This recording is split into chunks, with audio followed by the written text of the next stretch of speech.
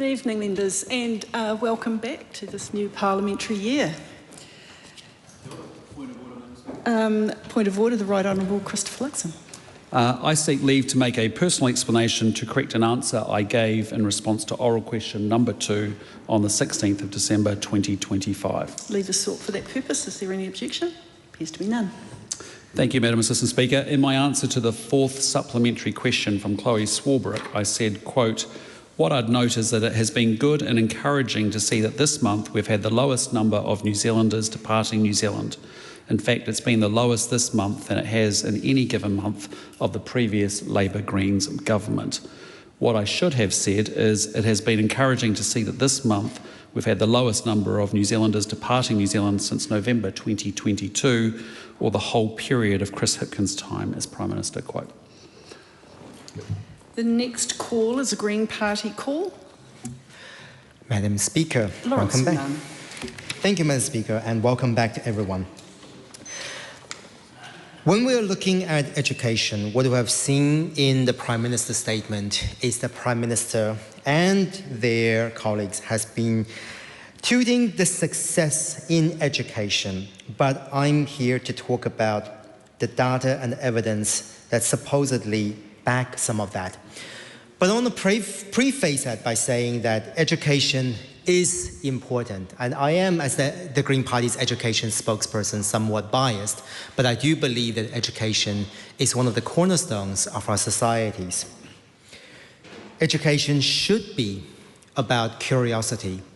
It should be about allowing students and allowing children to be able to make mistakes, but learn from those mistakes.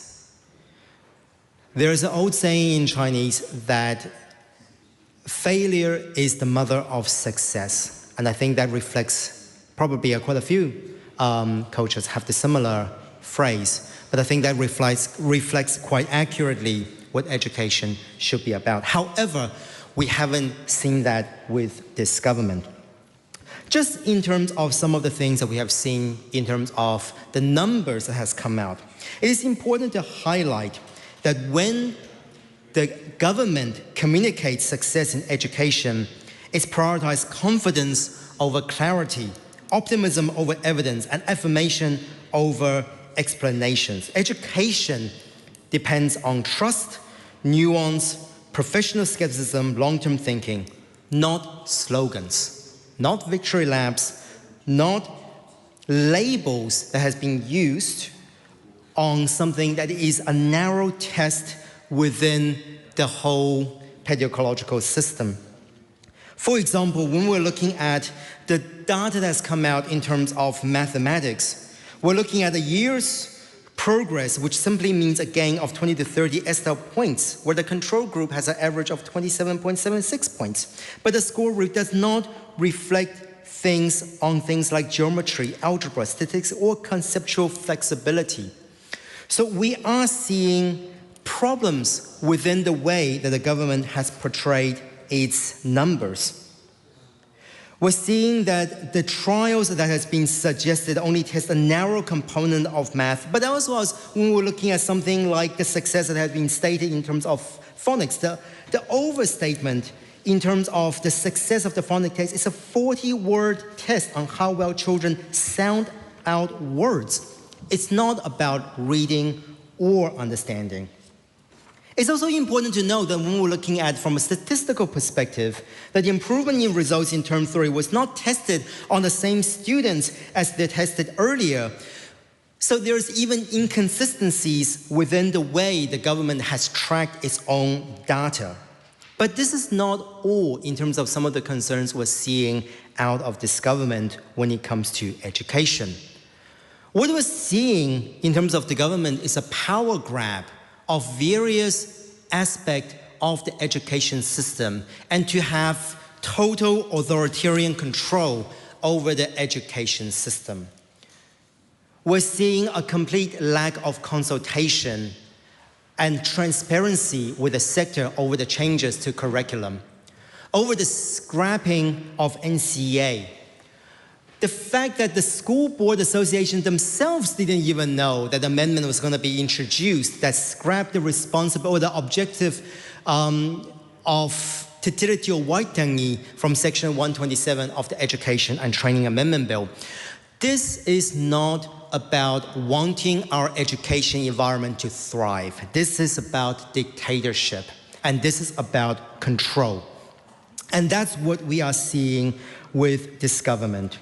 We're seeing that the minute that the schools actually stand out and push back against this government, with more than 1,800 schools reaffirming the commitment to Te Tiriti o Waitangi, that's over 70% of schools in Aotearoa, New Zealand, they are branded as being bullied into it, as opposed to this is something that they genuinely believe.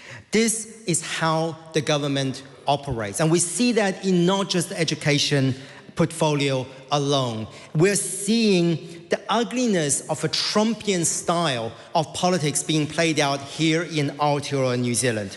So the Green Party have a vision for education. We want our children to thrive. We want them to succeed. But this is not the way to do it.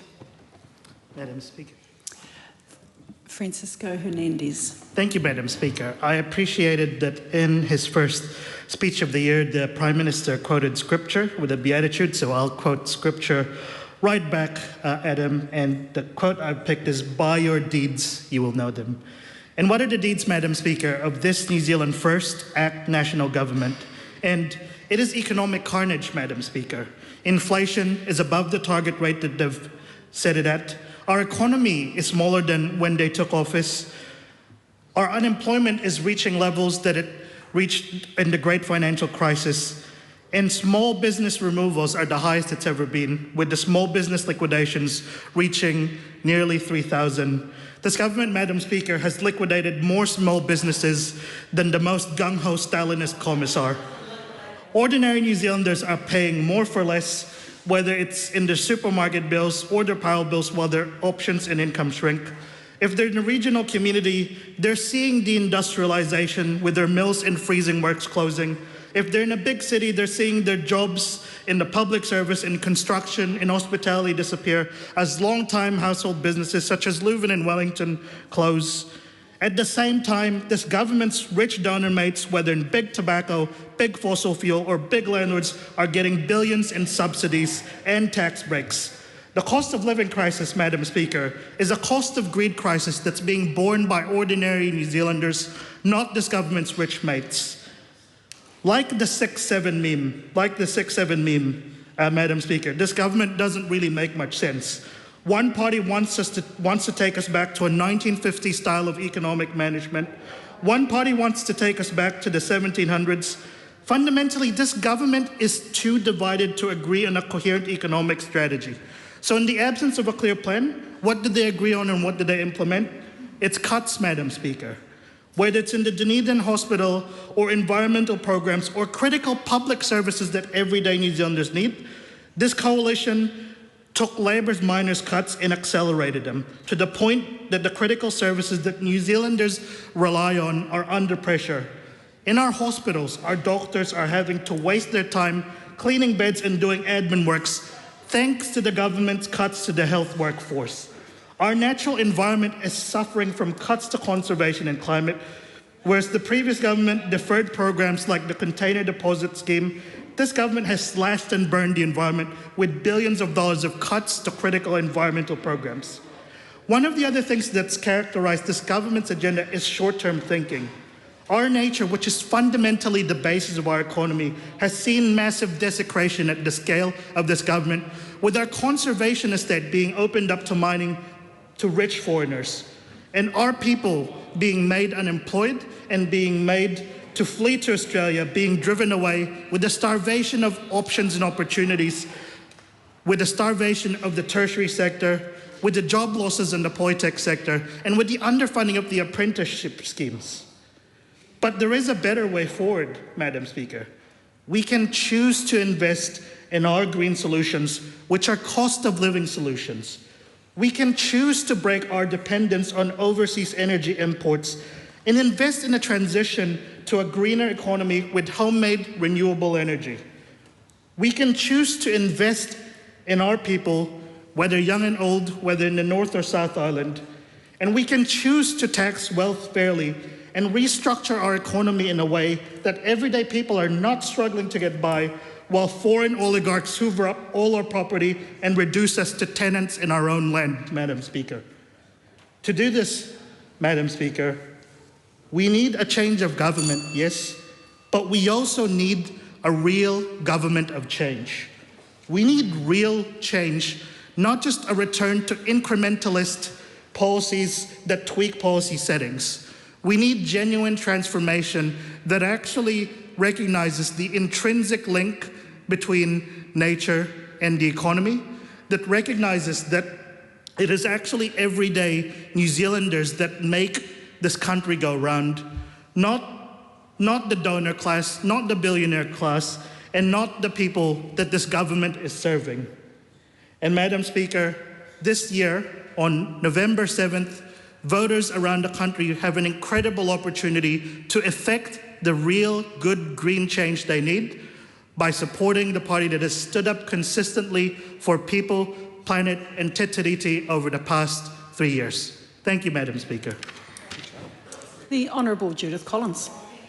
Madam Speaker, I've listened to the last two speakers' contributions, and I have to say I don't know which countries they were talking about, because it's certainly not our country here in New Zealand, which is the best little country in the world. And as someone who has endured some health issues last year and was able to get excellent treatment through our public health system, can I say that is not the public health system that I see and that I see from time to time with my physio that I have to deal with.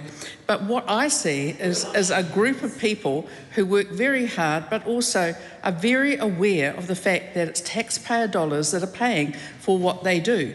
And so when I hear the Green Party talk about taking money off people and then it's just giving this money out, it's actually those very people, the physiotherapists, the doctors, the nurses, the orderlies, the people who actually work in those hospitals who are paying for the sort of ambitions that we hear from the other side. And when they talk about the renewable energy, we should do that. Oh my goodness, we've been doing that for many, many, many years. Well before those last two contributors were born in New Zealand. We have been a huge pioneer of renewable energy. At the moment, we're around about 90% renewable energy.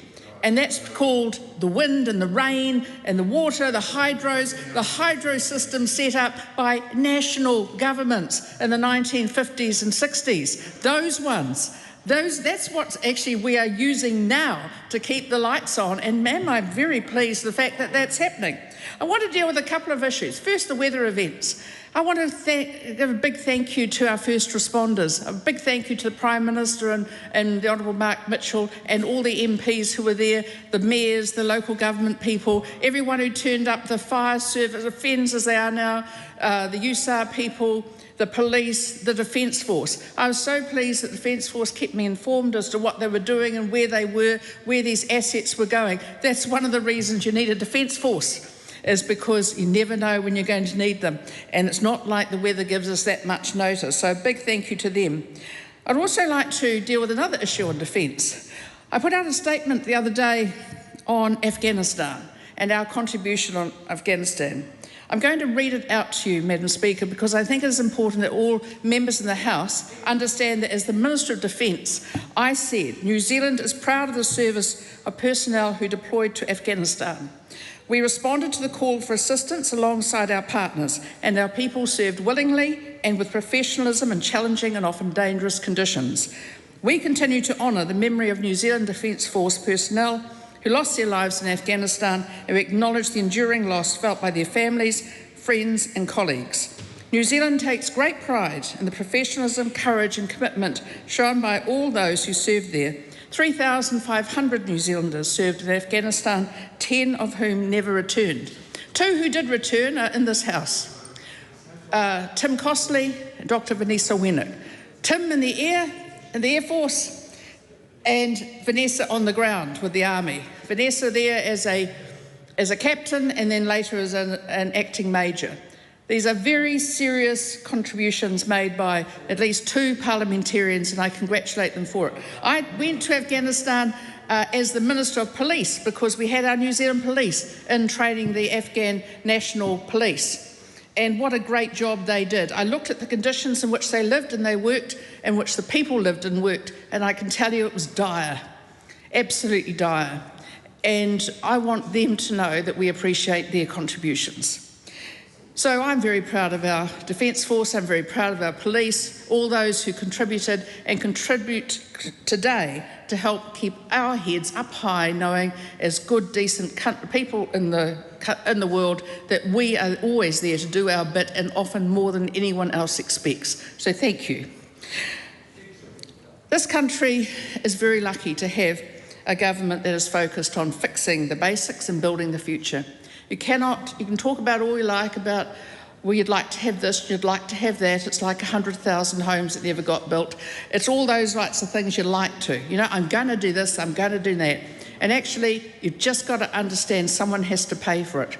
And the people paying for it are the wage and salary earners, the small business people, all of that. We had to get our water tanks cleaned the other day. And the people who own the business said that they were going to come on Monday. And I thought, well, they won't be on Monday. That's the Auckland public holiday. It was in Auckland. Guess what? They turned up on Monday and they were there working all day. And I thought, well, that's the difference between people who are small business owners, for whom every job counts, and for someone who's thinking, back here in Wellington, in our system, thinking, oh, well, someone else will do it or wait another day. And I think we need to understand it's that work ethic, that dedication to getting the job done and having a happy customer is something that we should be very proud of in this country. And it is actually endemic in our country, and we should be proud of that. We should not be making excuses for the fact that we do need to have more of that attitude. We are spending our money, the money of the taxpayers, which we all are as well as those of us who are paid by the taxpayer. We're spending it very carefully. We're being very careful about what we do. I congratulate Erica Stanford on the work she's doing in education. I'm just overjoyed that she is putting basics back into school, that kids are learning to read the same way that I learnt to read, and that is using the phonics method, actually chopping words up and sounding them out and putting things together. That's how kids learn, not this ridiculous 30-year experiment that was taken over by some academics who probably never ever taught a child to read. And I also want to say, thank goodness we've got maths back in the place it should be, back in the classroom. And it's all very well saying, well, you can use a calculator on your phone. Well, first off, you want to know what that calculator is and what it does before you ask it to do anything. But it is important that we stop wasteful spending and that we've got inflation under control. We think now our inflation rate at the moment is 3.1%, and for that's where it's above the 3% level. But actually, only 2 years ago, it was 7.1%. And why should that matter to everyday New Zealanders going about their business, trying to make ends meet? The reason is it puts up the cost of everything. And if I look now at the costs that are really still up there, one of the biggest costs are council rates. And I look at the way in which some of our councils, particularly in Wellington and also in Auckland, they're saying, oh, we're going to keep it to a 7-point-something or other % rate increase. Well, what business else in New Zealand behaves like that? What other business is doing that? And the fact is that we have these large councils who think it's their job to act like mini governments. Well, they're not. They're local councils. They can collect the rubbish. That would be really good. They can keep the rates under control, and they can look after pests. As far as I'm concerned, just about anything else is complete nonsense. They should get away from it. But that's because I get to pay the big rates bills, and I'm sure plenty of other people in this House do too. It is important that we look at crime and the fact that we have had 38,000 fewer victims of crime since this government came into government. That is incredible. We look at ram raids, down 85%. What an astonishing outcome. 85% drop. Reduced serious youth offending by 16%. That's 16% fewer people being victimised. It's also probably 16% fewer people ending up in the youth justice system because they're not committing those crimes. And that's one of the other things. If you let people who are problematic in their behaviours, get away with this sort of behaviour, then they will think that that's okay for them to do. Their lives, as well as those of their victims, will be ruined by it. Let's not make that happen. Let's make sure they know that there's a problem. Of course, there's been work on capping sentence discounts. There's been all sorts of work going on in the justice sector, particularly by Paul Goldsmith and Mark Mitchell. I also want to mention Casey Costello and also Nicole McKee. They've been doing great work working together in the coalition government. When you look at things like classrooms, I remember hearing an awful lot from the previous Minister of Education, I think it was one Chris Hipkins, about classrooms. Well, since January 2024, we've delivered more than, wait for it, 430 new classrooms. 430 new classrooms where we took over a situation where the interest alone on the debt that we were left with is costing us over $9 billion a year. That's the entire amount that we currently spend on defence, plus corrections, plus the police, plus Ministry of Justice. The entire lot of the justice system and defence, all in interest because of the wasteful spending of the previous government. So congratulations to our government, we're doing a great job. Honourable Andrew Hooker. Thank you, Madam Speaker. I rise to speak on the government's program for the year and to commend the Prime Minister's statement to the House. And my summer break was a little unusual, probably a bit different to everyone else's. I spent every single day doing farm work, and there was fences that got built, posts that got rammed, hay that got mowed, baled, stacked, water troughs that got fixed and installed, flow meters got put in. The tail end of the herd got AI'd. Now, just to be clear, that's not the ChatGPT kind of AI, that is the rubber glove kind of AI. There was a bit of parliamentary language when the post rammer decided to have a malfunction, but through all this, I absolutely loved it. It reminded me of why I enjoyed farming so much. And it was a bit of a challenge to take off the gumboots and put the dress shoes back on and jump in the car yesterday. But, you know, for me, it's a key thing of why I'm here. That I'm here to keep speaking up for rural New Zealand, to progress changes for rural New Zealand, so that farmers can do that stuff they love doing, those jobs they love doing the stuff they want to be doing, that they got into farming to do.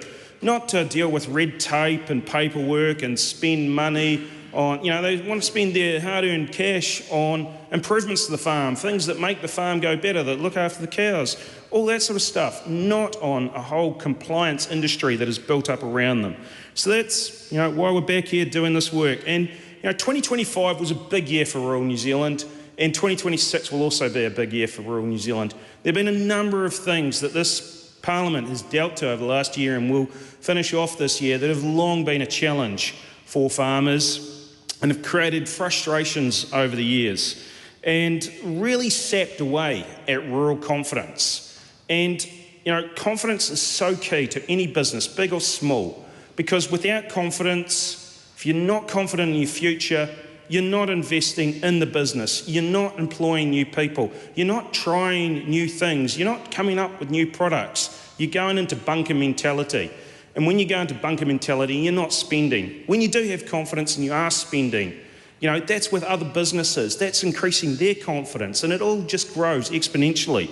And that is the key thing we need to be doing here, is installing that confidence in rural New Zealand and other parts of our economy that they can invest, that there is a future in this country.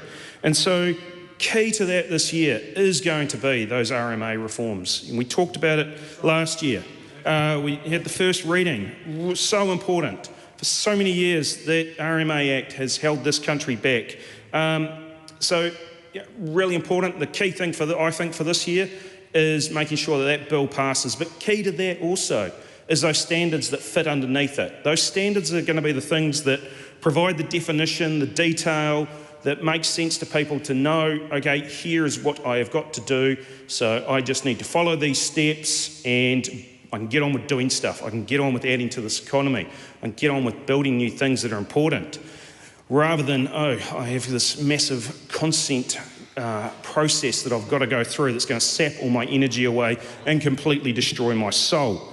So that's important.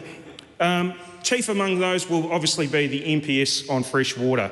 From the ACT Party view, it's important that we move away from this one-size-fits-all approach, that we move away from vague spiritual concepts like Te Mana o Te Wai.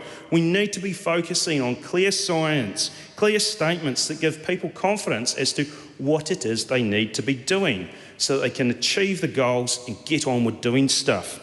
You know, in terms of this one-size-fits-all approach, you know, we need to be looking at catchments and going, okay, what is happening here? You know, often we've got these targets that are based on, you know, a national number, but not reflecting what's naturally happening in that catchment. Often the number could be higher than what's coming out of nature. What's coming out of nature could be higher than the national bottom line. So we need to have numbers that are responsive to what is happening in that catchment. They need to be fit for purpose. And also, you know, we need to be, yes, we've got to be aspirational. We should be looking how we can improve, but we've got to be realistic about how we do it. You know, and on the positive side, you know, I look at my 28 years in farming. I have never seen our farmers more engaged as they are at this moment around being proactive around the environment. And this gives me great positivity for this interface between farming and the environment. Our farmers are really going above and beyond with catchment care groups and other things. You know, another key standard that's got to be worked on this year is that around biodiversity or significant natural areas, if you will. For too long, landowners basically at risk of a council officer looking up Google Maps, thinking to themselves, oh, that looks pretty, well, that looks significant, and basically painting an overlay and snatching it up. Going forward, those landowners need to have the opportunity, those ones that have had their property rights taken off them, need to have the opportunity to ensure that those SNAs are reviewed under a far more targeted criteria as to what's actually significant. And most importantly, in the future, we are going to have the situation where, you know, if a council wants to engage in regulatory takings, there will need to be compensation for it. You know, the other key action that happened in the last year that had created massive, issues with rural confidence over the last 3 or 4 years was around the methane targets and taxes. You know, and we've removed that threat of taxes on methane, which just would have resulted in a reduction in farming in this country, which makes little sense. You know, I'm sure on the other side they'll decry the fact that, you know, if we're not taxing methane, then we're going to have more adverse weather. I'm sorry, it's not going to be the case. You know, our farmers are the most efficient in the world. If you want less methane in the global atmosphere, the answer is pretty simple. Have more farming in New Zealand. The ACT Party will continue to push for more changes to those Paris commitments that we've made. You know, we've recognised the split, the science behind the split gas approach, and yet we haven't really fully embraced it in the Paris commitments. You know, we're clear. We need to change those commitments. We need to embrace a split gas nationally determined contribution, and we need to have the courage to walk away if that's what it takes to get common sense. The reality is our global customers are interested in the footprint of their products, the intensity, not any national targets, and good luck to those companies if they think they can reduce their product intensity without ingredients from New Zealand. I'd also like to take this opportunity to highlight the work of my colleague Nicole McKee to replace the Firearms Act. In rural New Zealand, firearms are a tool of the trade. They are used for pest control, for humanely euthanising animals, and for anyone that's gone out to rural New Zealand in the first weekend of May, they are a key part of our social interactions. Her reforms cut unnecessary red tape, restore common sense, and focus enforcement on where it belongs. On criminals and gangs, not rural people doing their jobs. Submissions are open now, and I would say to rural firearm owners, make sure you have your say. It's great to finally have an adult in the room who knows what she's talking about and recognises that respect for licensed firearm owners doesn't diminish public safety, it improves it. Finally, I'll just quickly finish up on covering some of the key goals I've got in my portfolios this year. In biosecurity, we've made great progress on the yellow-legged hornet and stood up a response to Single fruit fly inclusion. I want to thank the team at Biosecurity New Zealand for the great work and the hard work they've been doing over the summer on both of those. Last year we signed a number of operational agreements around foot and mouth, avian flu, and we're going to look to do more of the preparedness work this year, along with also introducing legislation to reform the Biosecurity Act. In food safety, the red tape will continue to be cut where it does nothing to enhance food safety. The good example there is around export exemptions. And also important, we keep making progress on reducing those application times for agrochemical and vet medicines approval. We need to ensure that we get these essential new solutions and tools into farmers and growers' hands. In the environment space, I'm really looking forward to bringing nature-based credits forward, and also in having smart and sensible farm plans that will enable farmers to avoid a range of costly consents and draconian rules. Rural New Zealand is the economic backbone of this country, and this government, and especially the ACT Party, support them and want them to do well, and will do our damnedest to ensure that they do well. Thank you. Honourable Casey Costello. Madam Speaker, welcome to 2026. We started with sunshine and complained about the quality of the heat, and we were quickly stopped in our tracks by the forces of nature. The face of tragedy and the destruction by weather conditions, New Zealanders did what they do. They rallied and they came together. My mother and her close whānau in Whangaruru were luckily safe. Although isolated through washed out roads, they were protected by a community that rallied, that came together and checked on each other and made sure they were safe. Took a while to get out, but they did get out and everything was safe. I would like to acknowledge where it's due Huhana Linden for her advocacy for the region. She was out and about, standing at Helena Bay, talking to our whānau, and I would like to thank her for her efforts in bringing that community together. I fully acknowledge how lucky I am, and everyone I know and love was safe. And my heart goes out to those who are dealing with a very different reality. My apologies. I would like to acknowledge Minister Mitchell and the Prime Minister. I was appalled when it was referenced that they flew in and flew out, and that their efforts were in any way diminished. It is the hardest thing in the world to sit with someone who has lost people they love and be with a stranger in that tragic moment. And that is exactly what they did, and they did it when it was needed to be done, and I applaud them for their efforts. But now, Madam Speaker, I rise to speak on behalf of New Zealand First as part of the response to the Prime Minister's statement. Earlier in this debate, we had to endure the bravado on that side of the House that was quite breathtaking.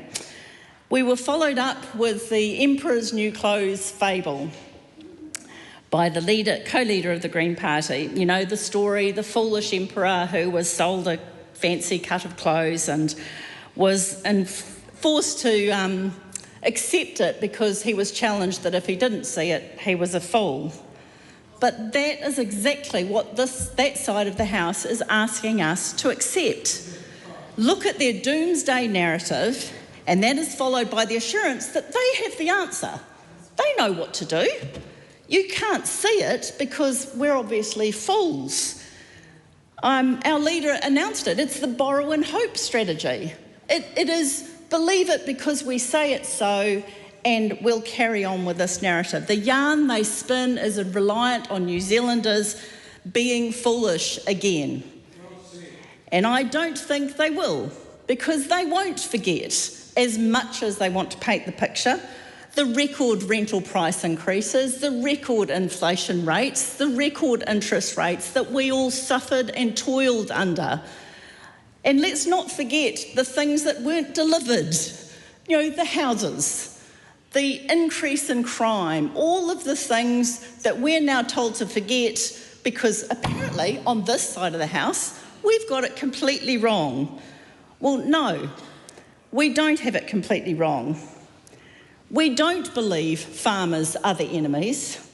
We don't want to penalise tradies for wanting to own a workhorse vehicle. We don't want to make retailers harder to do business and put more and more criteria on how they do business on them. We don't want them to live in fear because of ram raids. And astoundingly, the Green Party is still complaining about these businesses going out of business when they demonise the ability to make profit. They want them to be in business, but they're not allowed to make profit. And that is the problem. That is the confused narrative that they are asking us to accept. And they're still lecturing this side of the house, the people that have never owned a business, the people who have never toiled to attract and retain staff, the people who haven't had sleepless nights trying to work out whether they're going to make payroll. One more time, we're being lectured about the evil of profit. Landlords are depicted as the super wealthy, the robber barons, when they know most rental properties are owned by mum and dad investors, not this big business narrative they want us to believe. This is about the people that have toiled and worked, and as they've got older in life, they bought a second property and they rent it out to supplement for their retire. That is by the sweat of thy brow. That is the stuff about personal accountability and responsibility, and that is about the hard work that makes New Zealand great. And it is hard work that this government knows. We are the frontline workers, the farmers, the builders, the business owners, the military personnel that understand the importance of a hand up over handouts, the importance of education as the long-term investment in our future, and optimising our resources and innovation is essential to our prosperity. Madam Speaker, what a fantastic team I have the privilege to be part of, with this government and my New Zealand First colleagues returning to 2026 rearing to get on with delivery. Before talking about the year ahead and what we have done and are doing, I would like to first acknowledge those hard-working Kiwi battlers, the frontline services that kept on while this House was adjourned. Firstly, Madam Speaker, I would like to talk about, as Minister of Customs, the hard work of that team, who were tasked with facilitating trade, supporting travellers, and importantly, keeping us safe. On Boxing Day, 10 kilograms of meth and 8 kilograms of cocaine were intercepted at the Tauranga port. A few days later, 18 kilograms of meth was intercepted at Auckland Airport. Unfortunately, this is business as usual. This is what is happening at the time of peak travel numbers through our ports and airports. It is this continual effort at our borders that highlights how important it is that we tackle transnational and serious organised crime. And the strategy launch that I announced late last year, included the priorities and key functions to support enforcement agencies to make New Zealand the hardest place in the world for organised criminal groups and networks to do business and cause harm. The enormous amount of money that these criminal cartels siphon off our economy is eye-watering.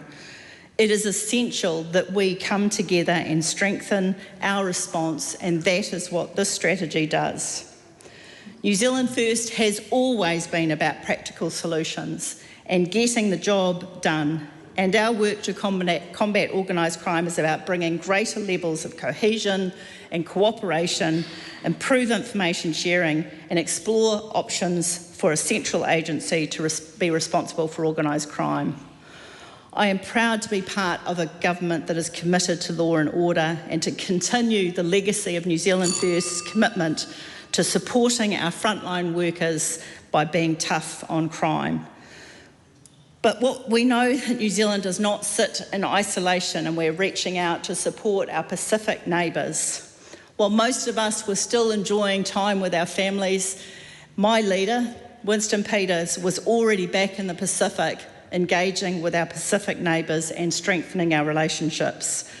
It is ironic that the Leader of the Opposition, the Honourable Chris Hipkins, was critical of how the world was viewing New Zealand. Yet under his leadership, New Zealand had almost become invisible on the international stage. We have rebuilt our presence and our respect in the international stage. Our response to organised crime includes cross-agency Pacific maritime operations with Customs and New Zealand Defence, building on the activity of last year. We also have continuing success with the Pacific Detector TOG program, with a target of 30 operational units in the Pacific by the end of 2026. This includes... Point of order, Honourable Damien O'Connor. Look, I don't do this, and I don't like to interrupt someone speaking. There is, of course, a standing order that says we shouldn't read speeches in the House. I appreciate that from time to time people do, but if people are going to read speeches, they should at least be accurate, and that one is not. I'm still waiting to know what the point of order is. Well, Madam Speaker, there's a reading. standing... Thank you, Madam Speaker. There's a standing order that says we shouldn't read speeches in this House. Okay, so that's what the member's done. Okay, if you want the speakers to implement that rule across the House, that's going to impact an awful lot of people. Or are you just picking on one or two in particular? I'd love you to rule that speeches should be more accurate if they're read. I'm not going to interfere in the content of anyone's speech, Honourable Damien O'Connor, but as we get into our third year of this term, there will be a lot more emphasis on ad-lib speeches rather than read speeches. I can forewarn you of that. But I have been watching, and the Minister has added quite a bit of other information rather than just focused on what obviously is in front of her. So, sorry to interrupt the Minister. Would you like to continue? Madam Speaker, the concluding part of my speech is really around our Pacific response to organised crime, the importance of our relationships across the Pacific and the work that we will continue to be doing.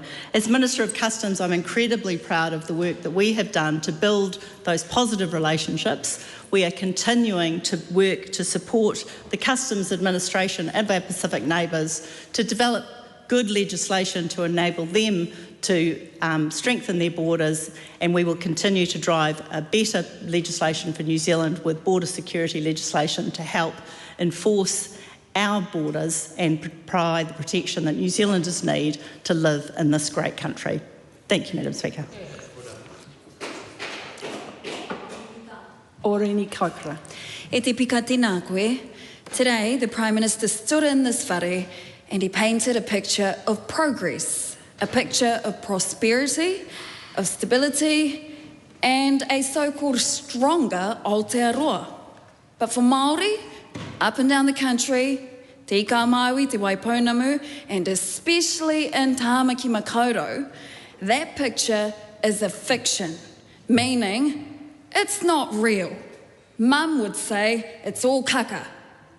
What it is a carefully crafted image that ignores the lived reality of whānau who have endured 2 years of anti-Māori, anti-tiriti policies that strip away Māori rights, erase our reo and tikanga, and undermines every part of te tiriti o Waitangi. What's despicable, Madam Speaker, is that they're okay with pushing many a whānau Māori further into crisis. And nowhere is that crisis more visible and more brutal than housing. The Prime Minister said the government is committed to solving our decades-long housing crisis and that we are making good progress. Let's talk about that progress, shall we? Giving a $3 billion tax cut to landlords. Is that their progress towards solving our housing crisis? Is it? Building bigger barriers for people to access emergency housing. Is that progress? Selling much needed homes to overseas buyers for holiday houses. I mean, seriously, that's progress to ending our homelessness and our housing crisis. The only progress these kinds of policies are making is towards homelessness. I've said it before and I will say it again and again and again until our housing and homelessness crises are ended. The greatest breach of Te Tiriti o Waitangi is that tangata whenua have no whenua and have no homes. Homelessness, housing, anything remotely resembling stability, security and safety is being denied to far too many of us. Not just to Māori, but to thousands of us who call Aotearoa home. There remains over 110,000 homeless people without homes across our country, and more than half are made up of our future leaders, rangatahi. They're on the streets. A third of homelessness are made up of wahine Māori, many of whom, Madam Speaker, are new or expectant mums. And at the rate right now is increasing daily, so much so that service providers can't keep up with the demand. Furthermore, kaupapa Māori providers who have survived severe funding cuts, just like Te Whare Hinātore at the Auckland City Mission, are forced to reject whānau with nowhere else to go. Homelessness and housing are crises we can end overnight. There is a simple solution staring us all in the face. Ghost houses, whare kēhua. We have 112,000 of them right across the country, so why not house our people first? That's not throwing away money, that's securing our future. Why not cut the homeless crisis at its core and prioritise our rangatahi first? At the end of last year, I delivered my first members' bill to end youth homelessness, which focuses on the cure, not the crisis. It's not radical, it is responsible, it is not ideological, it is actually evidence-based. Not only is it by Māori, for everyone. It is rangatahi-centred and rangatahi-led. It is transformational. Now that, Madam Speaker, would be real progress. There are other ways to solve these housing and homeless crises that we are faced with, but they will require real courage. It will need a government who isn't scared to entrench te tiriti across all laws, who cares more for papatuanuku than for profit, and one government that prioritises equity for all, including wahine, our women, youth, our rainbow and takatapui whānau, whai ora and whai kaha. That will be the time when a Prime Minister should speak of real progress. But that time is not today, it is not now. And so on behalf of Tāmaki Makaurau, Te Pāti Māori, I will say this: we will not accept the erosion of our rights. We will not accept this. Our people deserve better. Aotearoa deserves better. Mariamino Kapakingi. Koe te pika tēnā tātou e te whare. Hui no, ka aroha ki a tātou e te pika te kōrero tuatahi I roti te whare. The first things that we have to refer to are the loss of life. That's it seems from our opening earlier this afternoon, that those are as it should be, the acknowledgements made to our whānau in Moao, Papamoa and Mahurangi, and so we should. But what does that tell us? What might that indicate to us as Māori, as whānau, as families across the motu? Nō reira, just in that regard, Madam Speaker, ka aroha ki a tātou, that my first speech today is to acknowledge and share in the House, with the House, my condolences to all of our whānau across the motu, and particularly to our whānau in Moao and Papamoa and Mahurangi. Madam Speaker, I did listen with interest, as I'm sure you all did, to the Prime Minister's statements, and I've listened to several as we've gone through the day. So I just want to add my contribution to that and say this. We have reached the third and final year of this parliamentary term. Yee-haw, I say. And then we reflect, as we must and as we should. We are forced to confront a very simple truth. Our world has changed. So I do agree with one comment that the Prime Minister did say, which was the last 5 or 6 years have been tough. And so probably that's the only thing I might agree with. But I want to add to that and say we have endured, as we all know, a global pandemic, the Christchurch mosque attack, the Bacardi eruption, the Cyclone Gabrielle, and now the most recent and tragic weather events across North Island. Globally, we have witnessed genocide in Gaza, the invasion of Ukraine, and the unfolding crisis in Venezuela. These events do not pass without consequence. The fallout is real, and we carry it. This is precisely when leadership matters the absolute most. And not leadership that punishes, and not leadership that blames, not leadership that makes wrong the most vulnerable, but leadership that stands with whānau, that stands with families, that stands with the people to lift and up and forward. Yet, in the Prime Minister's statement, he describes government's response as prudent and fiscally disciplined. So, to make reference to discipline, and I suspect that is exactly how many New Zealanders feel. They feel disciplined into homelessness, severe, underreported and growing, disciplined into a 5.3% unemployment rate, disciplined into education reforms that choke out diversity, disciplined into a housing program that looks like it's in our prisons and now our windows have bars on the windows. So if that's what discipline looks like and feels like, we're screwed. And we being the most vulnerable, I'm talking about whānau and families that are vulnerable, that are unprotected and that are defenceless. So things aren't looking good for the most vulnerable. And by the way, they might be vulnerable, but they've got these solutions, Madam Speaker. They've got their plans. They know what they want.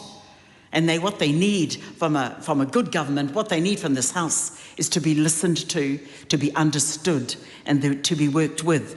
So I want to now just go to, as a first responder in Whangarei recently, Madam Speaker, what I saw from those that are most vulnerable, the amount of whānau and families that came in that had the least, that brought the most. They brought kai, they brought towels, they brought socks, they brought taro, they brought their love and they brought their hands and they brought it to the marae. So what did we do? Go pick up the keys, open the marae and make sure we can feed people and look after them. And these are the things that people with their own solutions and their own ideas are ready to provide. And this year, we're listening and I'm listening. Mai te tai tokerau, tēnā koe, tēnā tātou te whare.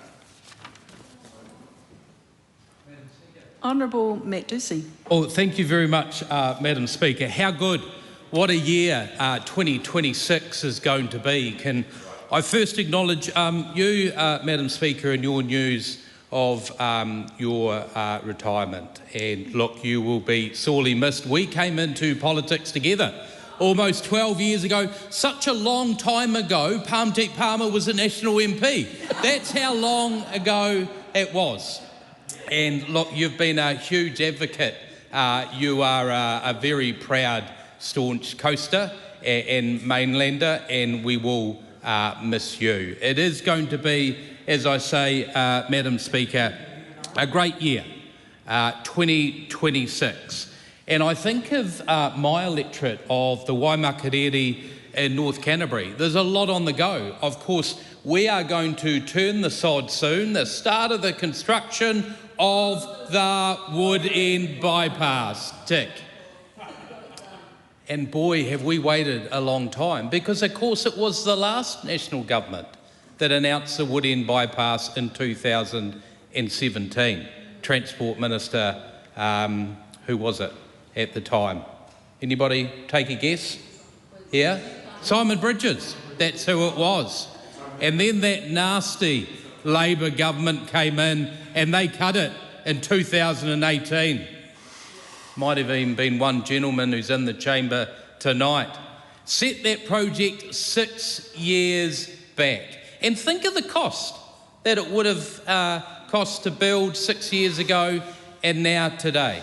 And that's why I get really frustrated when I see the people I represent stuck in congestion in Woodend and North Canterbury to think that could have been delivered under a national government. But great to see that that'll be launched and under construction this year.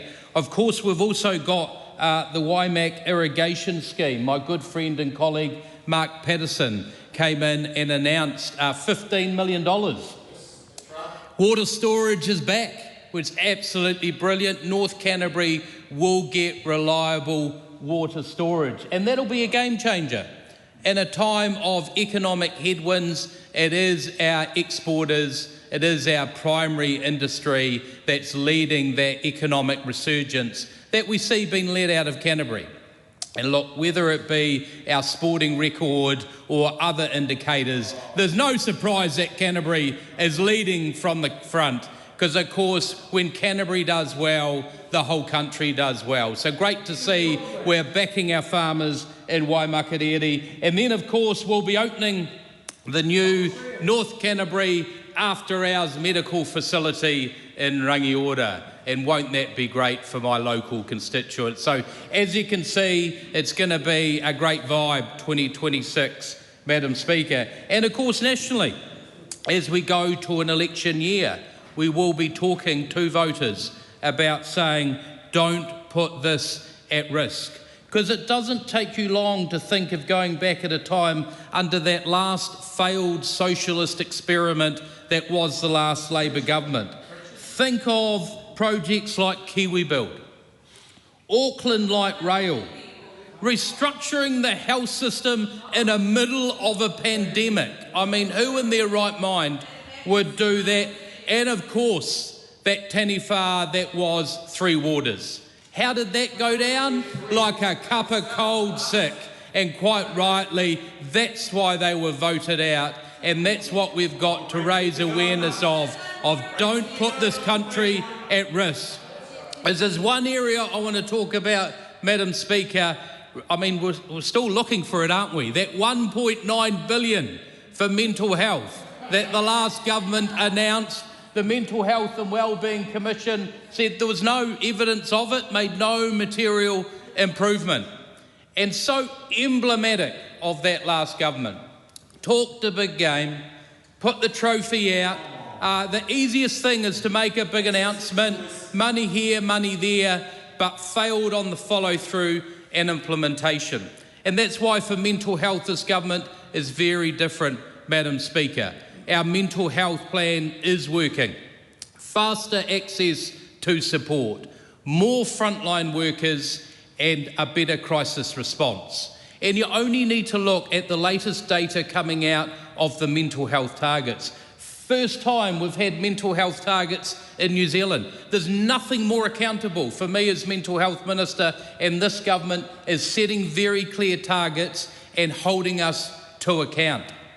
And what the latest data shows, Madam Speaker, for primary mental health, the target is 80% of people to be seen within 1 week. The latest data shows 83.4% of Kiwis get seen within 1 week for primary mental health. For specialist mental health, to be seen within 3 weeks, the target is 80%. Nationally, we're at 82.2%. of Kiwis in a time of need being seen within 3 weeks. Emergency department, to ensure people are admitted, discharged, transferred within 6 hours, 66.8% under a national government, a marked improvement from the last Labor government. But what's really interesting, by actually measuring something, you can improve the performance, you capture the data. The data shows that Māori are accessing mental health services faster than any other community. Not only that, the data shows our rural communities are accessing mental health services faster than our urban communities. That is happening under a national government. Māori getting faster access to support, rural getting faster access to support. It shows if you have a clear plan and you follow through with implementation, you get the results. For more frontline workforce, Madam Speaker, happy to announce the latest data out the start of this year, increase of over 11% more frontline workers now at the front line from when we came into government. And it's quite staggering when you look at some of the statistics. The vacancy rates for mental health nurses, when we came into government, 15%, now down to 7%. Drug and alcohol practitioners, 14%, now down to 5.5% vacancy. Social workers, the vacancy rates are halved. The Auditor General was critical of the last government for no mental health workforce plan. We kicked that off in our first year, and that's why 2026 was seeing real results. We committed to having 60 psychology clinical interns in 2026. We're going to hit 74, and we had 33 psychiatrists as registrar trainees. That has been expedited up to 48. We're making a real improvement. But one of the most important areas, I think, Madam Speaker, in mental health is building out better crisis response. I'm happy to announce that we've just completed the rollout, that anyone coming into the emergency department will be now seen within 1 hour of the police mental health change program. That's a game changer.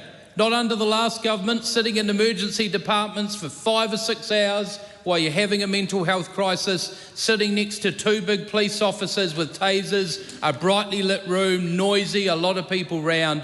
People are being seen and handed over within 1 hour. But what I did last week, Madam Speaker, is announce the new 4 locations for the mental health co-response teams. Just a little background on that. The last National Government announced $8 million to start the rollout of that in 2017. That last Labor government came in after talking a big game in mental health and cut that program in 2018.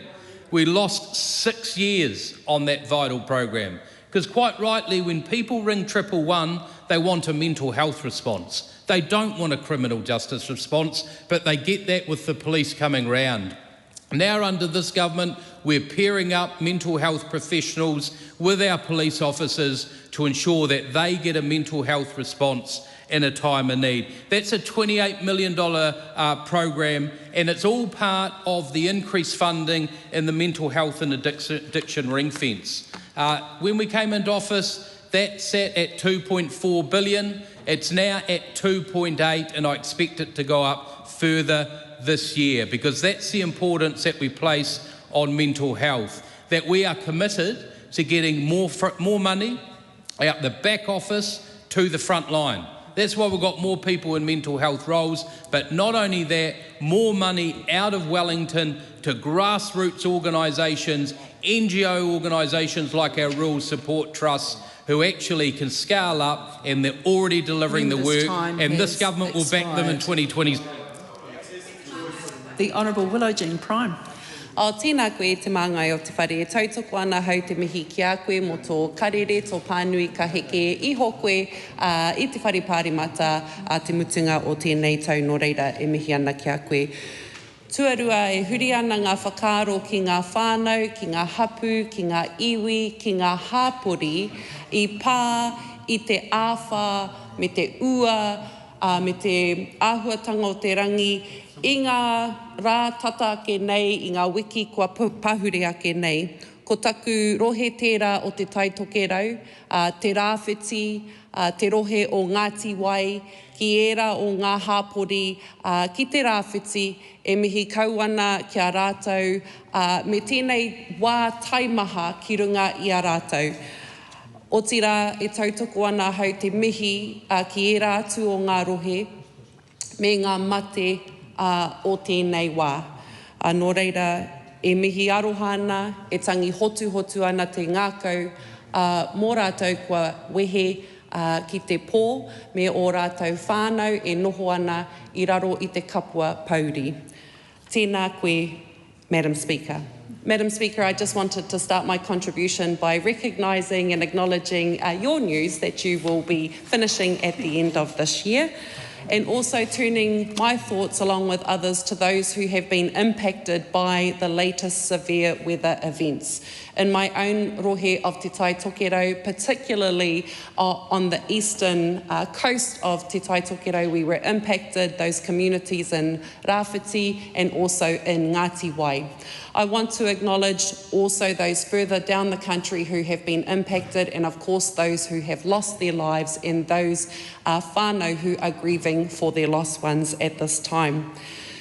It was incredibly heartening to see once again our marae in our communities stand up and support those who had been impacted by severe weather events.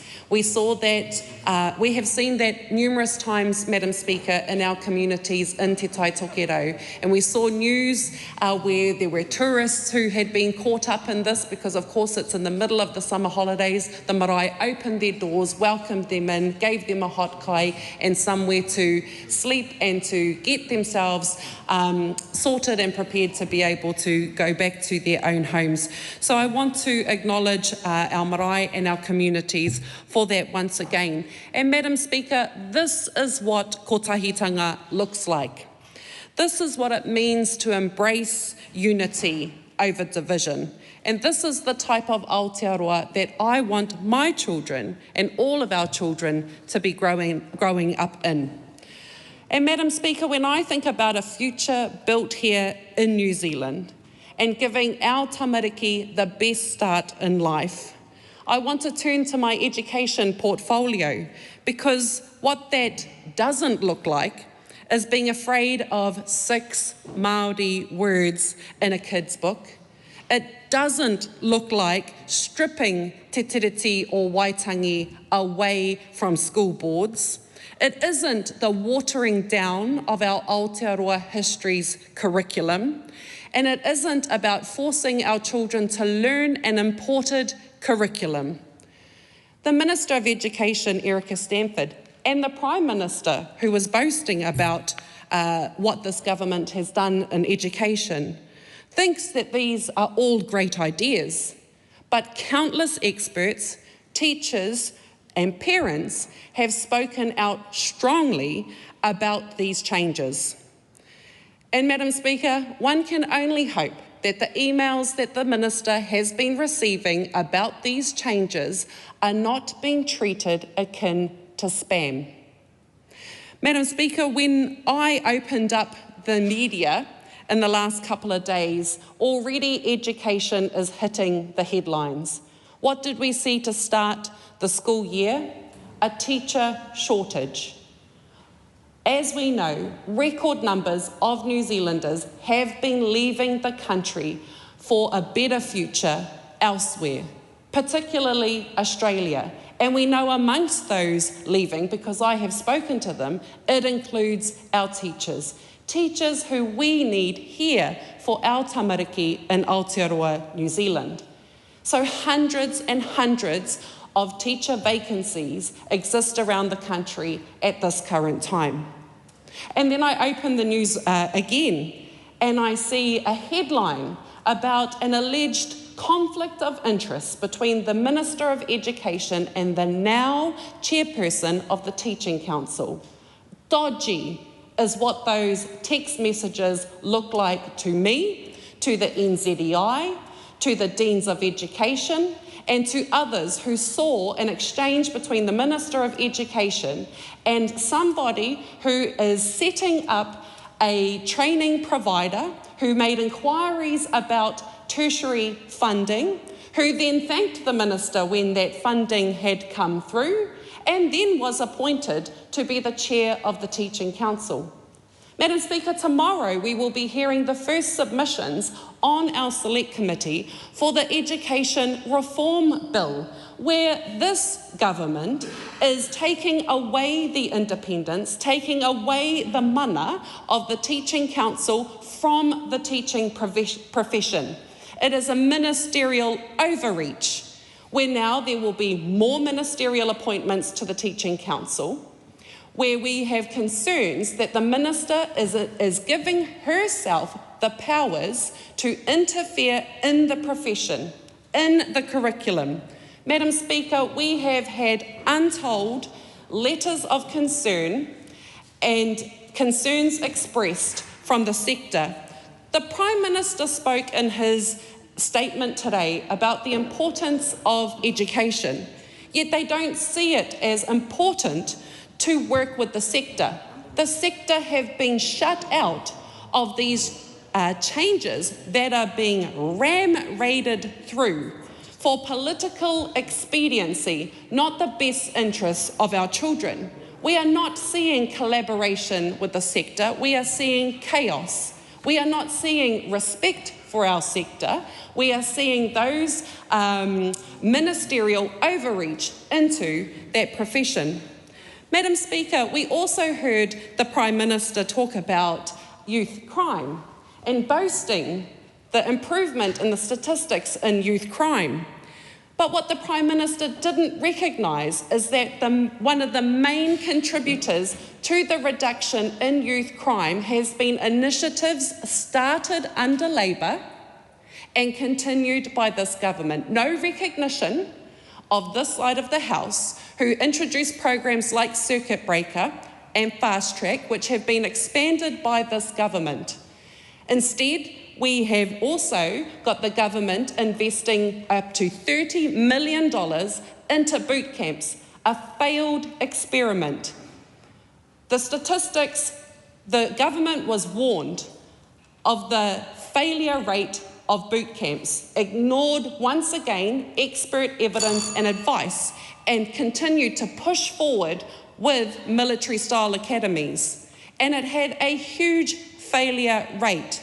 And when I asked the Minister questions at Select Committee last year about the next iteration of the boot camp, she was cagey, she was dodgy, she was not answering the question. When will the next boot camp be taking place? Well, I can tell the House it will be in March, before the legislation has passed through Parliament, before there are those who are eligible under the legislation to be able to do the boot camp. We have only just received the evaluation, which was not a glowing evaluation of this program. It was not showing positive results that justify the spend of up to $30 million into military-style academies. That money could be better spent supporting initiatives around early intervention and prevention and wraparound services for whānau, for all of our rangatahi and tamariki who are interacting with the youth justice system. But instead, this government will continue to spend money on failed experiments, and therefore, Madam Speaker, that is not going to mean that we have less victims in Aotearoa, New Zealand. They are spending money on something that has a high recidivism rate. Madam Speaker, my time has gone. I have only just started to scratch the surface of my list. We have quite some time ahead of us in the House this year where we will continue to hold the government accountable for the failures in terms of the money that they are spending in youth crime, and also what they are pushing through, forcing through without collaborating with the sector in education. Madam Speaker, we do not support the Prime Minister's statement. Vanessa Wenning. I'd firstly like to join with others around the House in acknowledging your news of retirement. It's been a lovely pleasure to have you in the team in National, to be part of that with you. Thank you for the way you've supported us newbies, and we are really knowing that we will miss you, and I'm sure others around the House agree. Oh, you won't miss us. Okay, that's fine. That's fair. That's fair. Madam Speaker, speaking in response to the Prime Minister's statement today that really carried on from our reflections across the House in regards to the terrible tragedy in the recent weather events in the North Island, I'd also like to express my heartfelt sympathies to those who have lost loved ones, and also to acknowledge the work of all of those community participants who have been there on the front lines of these disasters, and also our emergency services, including the Defence Force. So the Prime Minister also spoke in recognition of the uncertain times in this world, and he also spoke of his pride and of our national pride in our Defence Force, and especially in our contributions that we made in Afghanistan. And the Honourable Judith Collins, the Minister of Defence, had previously made media statements in support of our forces, and she actually read some of that media statement as well in the House this evening, and very graciously acknowledged myself and other colleagues like Tim Costley, who served in Afghanistan as well. Having had these memories of Afghanistan raised, it's hard for me not to acknowledge again our Defence Force and my colleagues who I served with on my 2 tours of Afghanistan, but also all of those who I looked after as a medical officer who had served in all of our rotations of various deployments that we sent to Afghanistan, including our special forces who are very much on the front lines, and all of those who lost their lives, including my neighbour, Lieutenant Tim O'Donnell, who I think of quite often. He was one of our first officers that we'd lost in New Zealand for a long time, and I remember before he left, he said to me to go to be the patrolled commando of the Romero base that we knew was the most dangerous. He said that have a beer for me, Ness, have a beer for me. And I think he knew that he wasn't coming back. And it gives me shivers to think of that. It was sad that we lost him. It was sad that we lost one of my medics as well, Jacinda Baker. She was an extraordinary young woman, and I acknowledge all of those that we lost. I acknowledge everybody who misses those people and thinks of them often, their families, their friends. As time goes on, those memories seem to get stronger. And I know for those who have recently lost people in our recent disasters in New Zealand, that for those families, the memories will be there with them forever. And this is such an incredibly tragic time for them. So thank you for allowing me that little sojourn into memory. But I want to get back to more positive things. Obviously, being an MP from Christchurch, we're very positive down there. We're very positive in Christchurch. It is an absolute star at the moment. We are feeling the positivity of an improving economy. We're seeing that in sectors across the board. We're seeing that in manufacturing and construction, and we're seeing that in our primary industries in particular. As the MP for Banks Peninsula, I have one of the fastest growing suburbs in the metropolitan area of Christchurch, which is Hallsville. That is somewhere we are literally building the future. Just this week, I was touring what's nearby a large area under construction with new retail and new supermarkets that are going in place. What's really interesting is it took more than 5 years to get the consents in place for some of those supermarkets, and there's been an incredible battle. But one of the key things that our government is doing, Mr. Speaker, is bringing in changes to the RMA, which will mean that planning will be much more simple. Once we've fully implemented the new system, it will be a lot less complex. We'll have a very clear hierarchy of instructions from the law right through to the planning system, so that there's not new and different variations and interpretations in every single council, because the construction firms that I've spoken to who work across Selwyn and Waimakariri and Christchurch City Council, they have got to work in a situation where they have different interpretations of the law under those different councils. It's an incredible imposition in cost, as well as just time. The amount of time it takes and the cost to get things done in this country is far in excess of what it should be.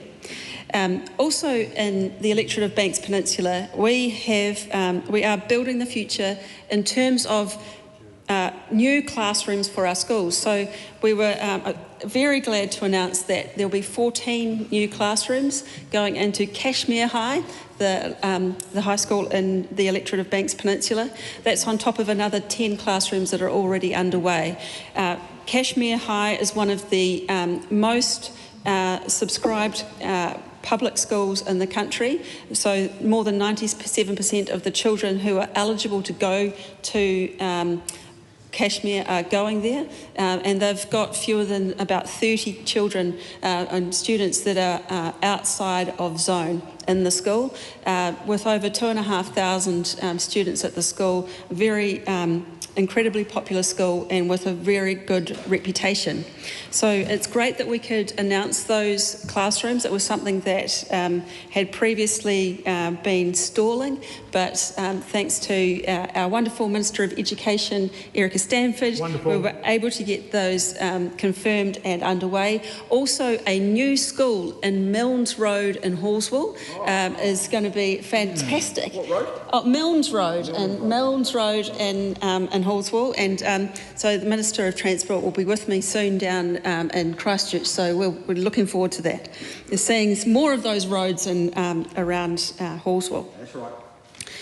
Also, Summerfield School is getting some new classrooms, badly needed classrooms across there.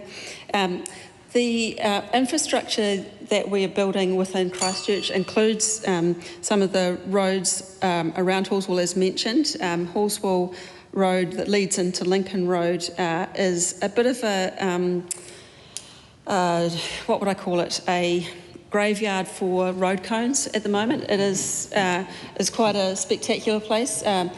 Honourable Simeon Brown actually joined me on that section of road last year, I think it was, or the year before. It's taken its time, and currently, for those of you in Banks Peninsula and Hallsville, please go ahead and fill out my survey that I've got going at the moment on the extra bit of road, the bus lanes, and what we should do about that, whether it should be a T2. So just a little plug there. Yeah, on Facebook is the main one. You can find the link on there, or just on my website. So thank you very much. This is going to be an exciting year. We've got an incredible program of work to get through in government, but also around the country, building the future of this country. Fixing the basics is already underway, and we'll continue to do that where it's required. There are exciting things being built and opened. I should have mentioned this earlier when I was waxing lyrical about Christchurch, but the stadium. We can't wait for the stadium to open, and also the events that are going to be coming to Christchurch as part of our plan to boost those events across the countries. We've got a great program coming up in April around Anzac Day with I think it's something to do with rugby. People who care about that sort of thing will know more about that. But so National is firing away under this year, and we're building the future. The Honourable Ginny Anderson. Thank you very much, Mr. Speaker. When I and happy New Year to all my colleagues here today, and a pleasure to be back here in Parliament. Now, when I sat here this afternoon and listened intently to the speech being delivered by Christopher Luxon, I did wonder, Mr. Speaker, whether he'd been in New Zealand for the past year or so, because the picture he painted was vastly different from the one that I see in my local area and the stories that I hear from people that I talk to over the holiday break. And the two things that he sort of alluded to, which were the same two things that his party campaigned on at the last election, were law and order and the cost of living. And both of those things I'd like to speak about today, Mr. Speaker. So first of all, the only promise that this government made at the election about law and order was to deliver 500 more police officers in 2 years. Well, that date has been and gone, Mr. Speaker, and we still do not have 500 more police officers in New Zealand. And so that, to be trumpeting achievements for law and order for this government, when the only promise that they made has been not delivered on or failed, because they did not deliver those 500 police officers at all. And so that in itself has been a huge fudge in terms of trying to say that it will happen in 2 years or 3 years. We're really unclear about what that means for New Zealanders.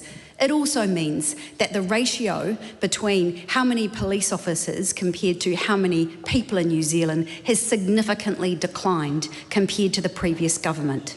Under Labor, we promised 1,800 additional police, and that was delivered on over our period of time in government. This government promised 500 and failed, and I think it's important to note that. That's not the only thing, though, that they've failed on in law and order. I'd also like to draw Mr. Speaker, your attention to the fact that methamphetamine has increased over a 1-year period by 97%. The single biggest increase in New Zealand's history for methamphetamine finding its ways into New Zealand homes and streets, which has wreaked havoc up and down the country to communities and causes ongoing issues. Additional issues such as retail crime, family violence, other issues within whānau are all made worse by the prevalence of methamphetamine within our communities. And what happened right before we saw that spike? We saw government cuts to areas like customs, where frontline customs jobs were taken away by Nicola Willis's economic cuts.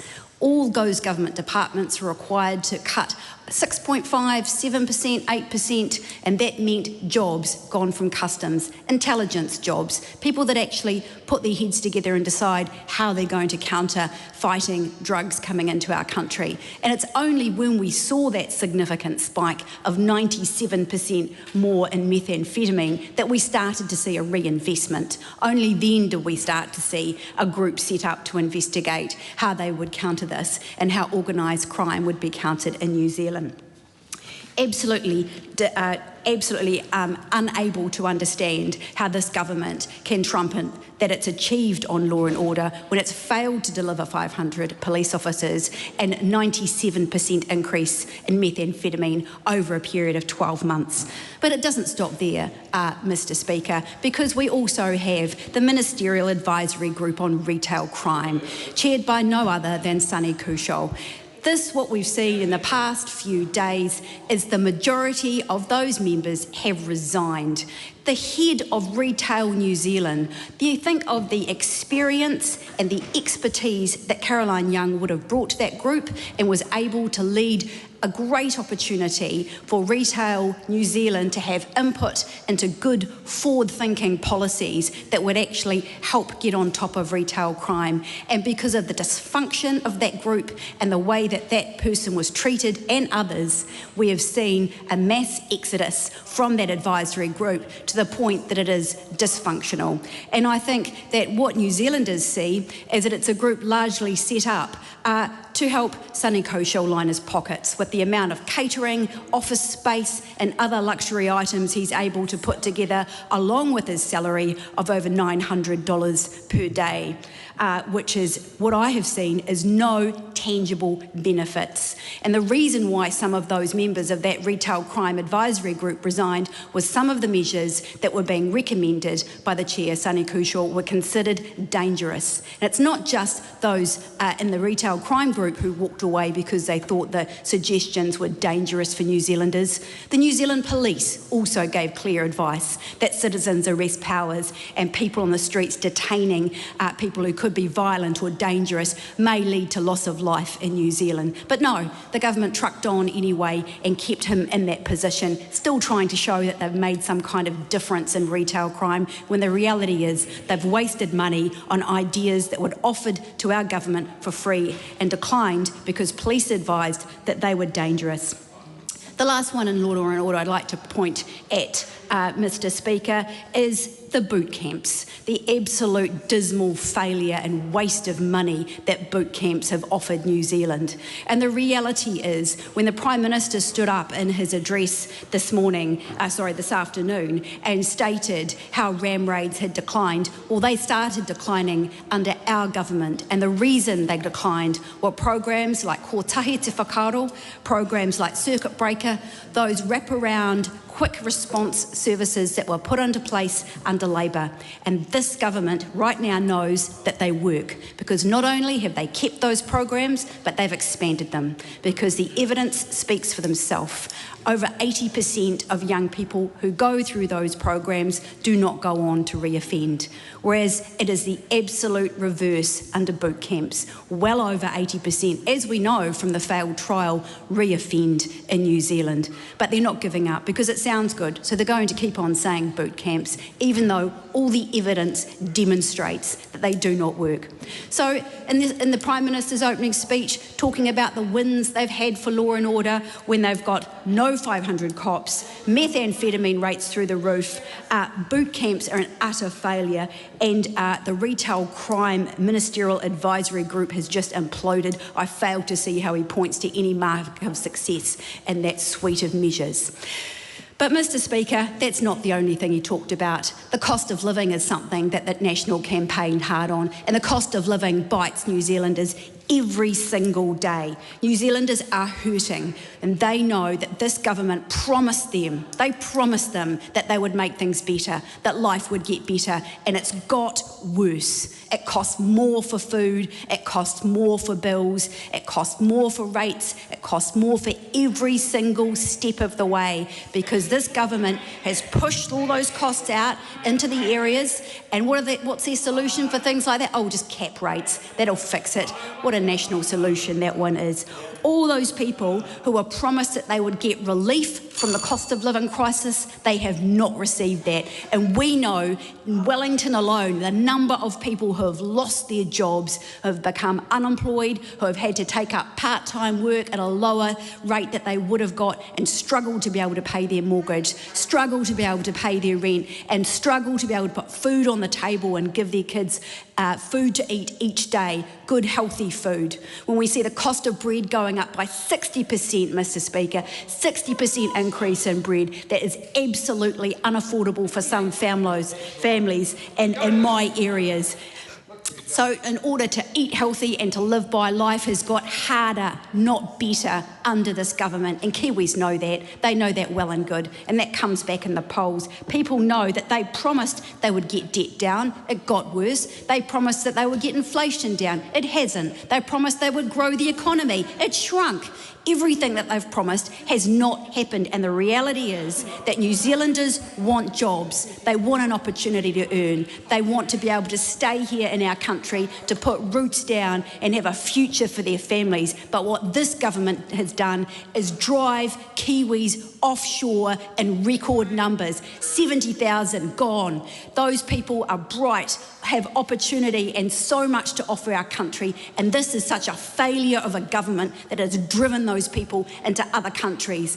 We want to build a country where there are jobs, where there is affordable healthcare and people can have a home. Jobs, health and homes. It's not too much to ask, Mr. Speaker. It's not too much to ask, and we will be working strong, grassroots right across New Zealand and those communities where they've lost jobs, where they can't afford food, and we will be telling them that it was that national government that failed them, and that is why we need to change this government.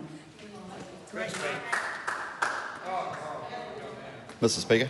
The Honourable Chris Bishop. I move that this debate be now adjourned. The question is that the motion be agreed to. Those of that opinion will say aye. To the contrary, no. The ayes have it. This debate is adjourned and set down for resumption next sitting day. Call on Government Order of the Day number 1. Legislation Amendment Bill, second reading. The Honourable Judith Collins. Thank you, Mr. Speaker. I present a legislative statement on the Legislation Amendment Bill. That legislative statement is published under the authority of the House and can be found on the Parliament website. I move that the Legislation Amendment Bill be now read a second time. The broad purpose of the Legislation Amendment Bill is to make legislation easier to find, use and understand. The bill seeks to improve access to secondary legislation by amending the Legislation Act 2019.